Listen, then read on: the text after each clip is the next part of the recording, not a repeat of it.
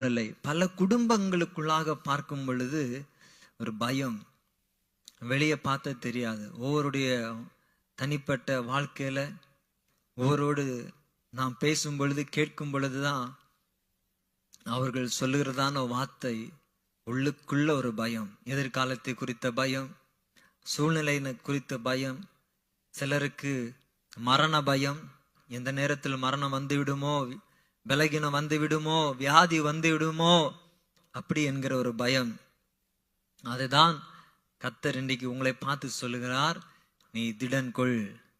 சிலருக்கு இன்னும் சொல்லப்போனா கடன் பாரத்தை குறித்து ஒரு பயம். கடன்காரர்கள் வந்து என்ன செய்திருவாங்க, சொத்தை அபகரிச்சிருவாங்களா, வீட்டை அபகரிச்சிருவாங்களா, லோன் போட்டு வாங்கியிருக்கிற கடன் எல்லாம் அபகரிச்சிருவாங்களா அப்படிங்கிறதான ஒரு பயம்.